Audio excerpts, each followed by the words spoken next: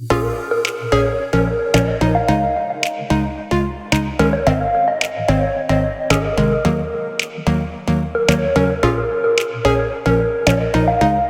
right, so now we're ready for rough ends. So I'm meeting the plumber today, electrician today, an HVAC guy. We're gonna get an idea of what we need to do to get this. Now that most of it's ripped out, most of it's framed back, we gotta get lumber list so we can get it done. So we can get the permits pulled, and then we're gonna move over to second and get a list over there as well. One of the things about these old houses is you have random pieces like this. So this is sticking out an inch. Okay, the reason why that's going to be an issue is now you got to get drywall on it, which means to do this, you've either got to find a way to cut this all down, or we got to fur this entire wall. And you can't really fur this entire wall because this is too far out. Otherwise, you're going to have a piece of drywall come out and then over. So again, this whole wall is going to have to be furred just so the drywall is consistent.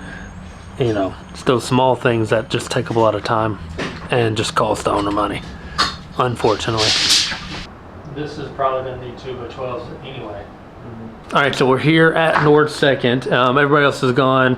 We sent them to another project. We're going to figure out what we need to do first on this project. So the main thing right now is there's obviously the main girder board going right through the middle of the house. It is imperative we get it secure because if that supports everything else, okay?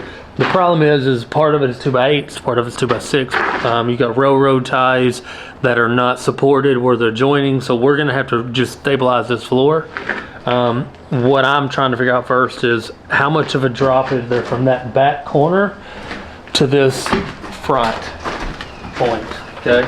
Because if we can figure out what, you know, how far off they are, then we can figure out how to make it, even if it goes downhill, as long as it's consistent, then it's obviously going to be a lot better. All right, so Luke and I got together, got a game plan on how we want to tackle this. Pretty much we're going to go through and redo the floor system of this house. Now you got to do it correctly because this is a 2-story home, so you can't treat it the same way you would a 1-story home.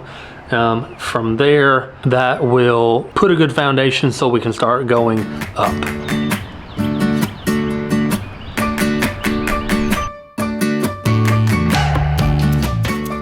All right, so we're here at 214 Pitts Avenue.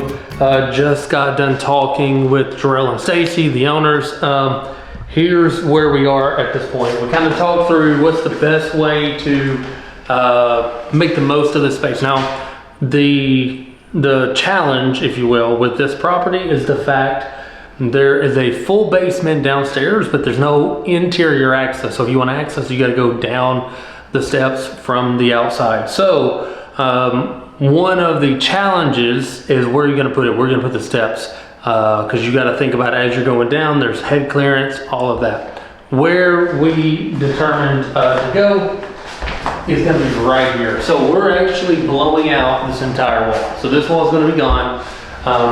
And right here, actually starting on the other side, we're going to put the steps going down. Okay, so instead of having a wall to where you're like going down a closet, it's actually going to be out in the open. All right, so you're gonna have a platform there and it's gonna come through, boom, right here to this window, and you're gonna have a platform down there. So that will be the living room. So blow this out, and then you'll notice there's another wall here between this part of the dining room and the kitchen. We're actually gonna go blow that out altogether, strip the kitchen down to the studs, put all new cabinets in, so that'll open this up. What's going to be interesting is this has 2 different heights for the ceiling. You got a higher here and then about 9-inch difference in the kitchen, which is lower. So we're going to put a beam across to kind of give that look, and then from there we're going to wrap it and then put the pendant lights over the island. But of course here we have a chimney that once we tear this off, we're going to go outside, go start at the top, and boom, rip all the way down. All right, so in here, this is where you're going to the bedroom area. One thing that we decided is in this living room, we're actually going to cheat this wall. I think this is right around 12 inches and it's going to go all the way across. Obviously there's going to be a gap here, but we're going to extend this bathroom to the end of that. So that's going to give us about 24 inches. Here, we've got a pretty large size closet. One of the questions we was trying to figure out is where's the washer and dryer going to go? We were downstairs, they decided to put it up here. So we're actually going to kind of shorten this out a little bit. If you notice, this will be that way about 12 inches. And then we're going to put the washer and dryer access here in this hallway. So where this used to be kind of this wall, now you're going to have a stackable area. So that room here, again, there's hardwoods throughout, not much to do with it. And then in the bathroom, we're going to strip this, blow this wall out, again, move it back about 24 inches. We were kind of figuring out about this wall, or this window right there. We decided we're actually going to delete that window altogether, and put a piece of wood siding over it. That's just going to let us really configure the bathroom any way that we want to, and then put the door, boom, right here in the middle. So that's pretty well the upstairs, and then we have to go downstairs to talk about that. Okay, so one of the reasons why we wanted to go down through the living room is because this right here is the only access so far. This is how you get to the downstairs, which is kind of interesting. So we're gonna leave this, but this is more gonna be a secondary entrance and exit.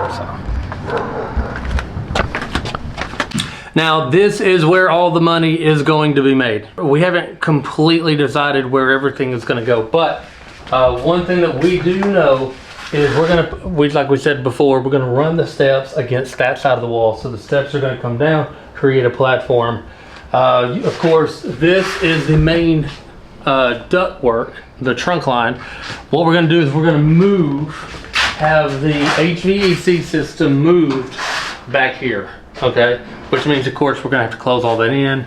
But by moving it over, we can move the trunk line over and then fudge the return back. That's going to leave that whole side way more open. We already have, shorter ceilings, which is fine, but we're just going to have to be creative in what we're going to do. One of the things we are going to talk to a plumber about is this. Now they have, we've got to figure out, again, when you're finishing out a basement and the plumbing is getting dropped like this, you got to figure out where are you going to put it, okay? Your main connection is all the way on that side. So what's going to be the thing? I think the way we're going to solve this problem is, this is currently a 4-inch.